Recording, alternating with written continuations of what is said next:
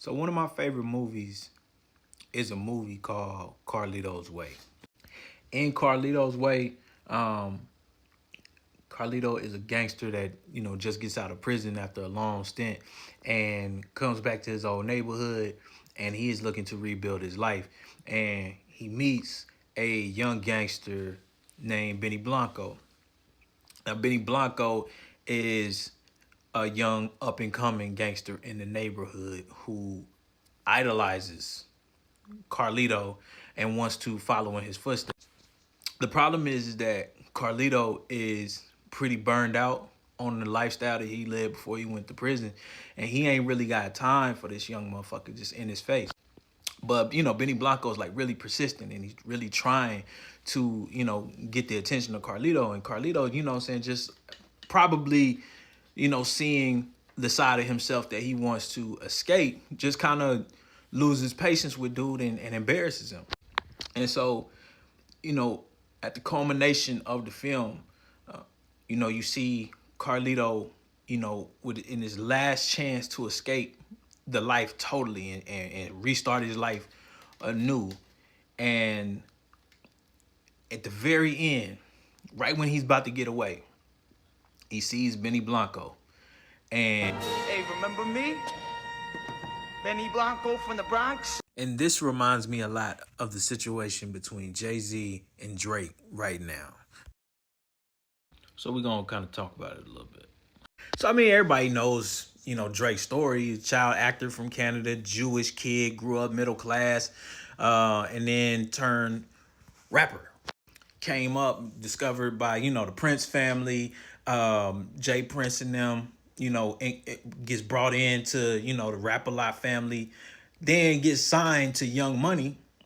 And so there's two, very reputable entities in hip hop that with heavy ties to the streets. Jay-Z, on the other hand, was, 25 when he came into the game and with a history of being in the streets himself. He grew up in Marcy Projects. He was a distributor of cocaine in Brooklyn, New York, which is, probably one of the most notorious neighborhoods in the world. So these two really don't have too much in common, but there are a lot of parallels between the two of their careers. And maybe not even so much career, but, style-wise, I think.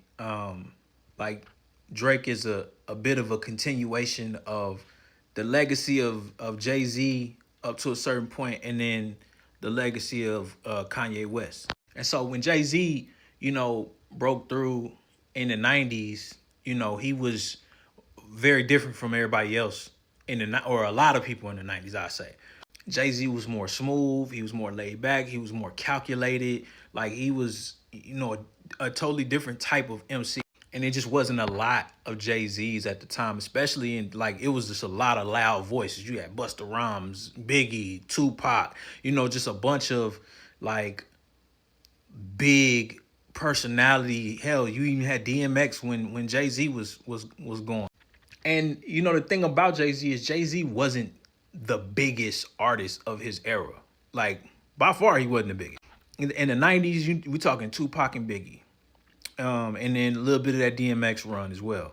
In the 2000s, we talking about Eminem, Nelly, 50 Cent, Outkast. Like there was way more artists with, bigger sales and a bigger, sales records. And that never was the thing that Jay really hung his hat on.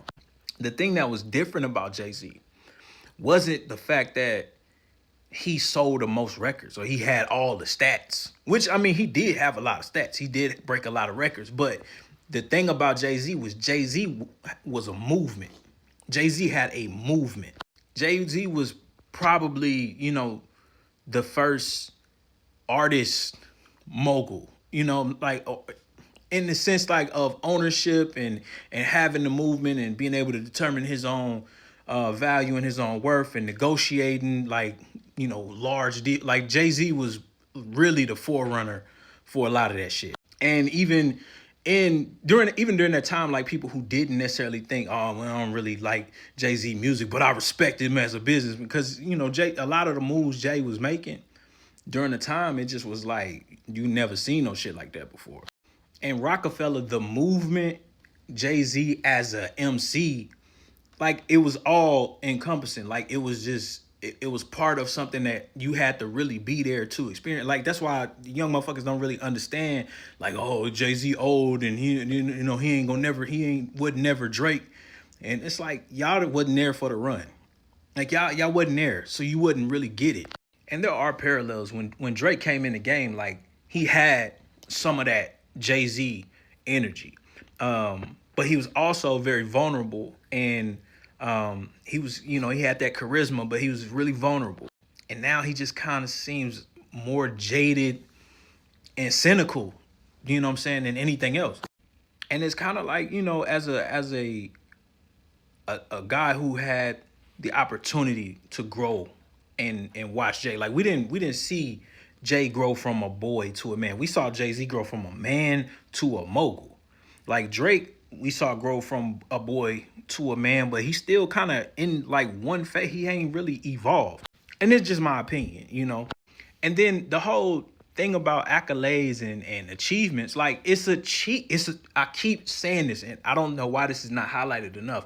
Drake is a cheat code, and it's hard to qualify some of that shit that Drake has done as an MC because he's singing on half of his fucking records. It's like if you a crooner, it's like Jay-Z metrics versus Chris Brown or Usher's metrics. It's not gonna be the same because it's able to be translated in different ways. It's able to reach different audiences because it's a different style of music. So Drake gets to hang his hat on the fact that he has the most hits, but as a hip hop artist, if you take away all that other shit, it's like I don't know that Drake is still Drake. And the fact that, Drake comes in the game like very cocky, very arrogant. You know what I'm saying? Like he was kind of, I won't say they were long time. They've been collaborators for a very long time. However, Drake was just kind of, I won't say out of pocket, but he was just sharing opinions that it was just kind of like, bro, like stay in your lane. Like, why are you speaking on Jay like that? Like you kind of disparaging him, but he's supposed to be your mentor. And a lot of it is unprovoked. You said, oh, Jay-Z, him referencing all that art and the music is kind of corny. The motherfucker said that in the Rolling Stone interview. They had the nerve to say that Jay-Z took the idea of Watch the Throne from him and Lil Wayne. I'm like, bro, do you understand the history of hip hop? Do you know that Jay-Z put out an album with R. Kelly first? Do you know that Jay-Z was planning on putting out an album with DMX and Ja Rule back in the 2000s? A mashup album is not exclusive IP, but they've been having this kind of hot and cold, French. But now it's like Drake he out of body, man. He just feeling himself a lot, and it's like he hurt, and it's just like, bro, okay, I get it, but I think he just pointing his energy in the wrong direction. This is a lot of parallels between Jordan and LeBron, and Drake is a lot like LeBron, where he has all the accolades, and Jay has the legacy, and he's done so much for the culture. But unlike Jordan and LeBron, we could actually see this contest happen. We could see these two in competition with one another.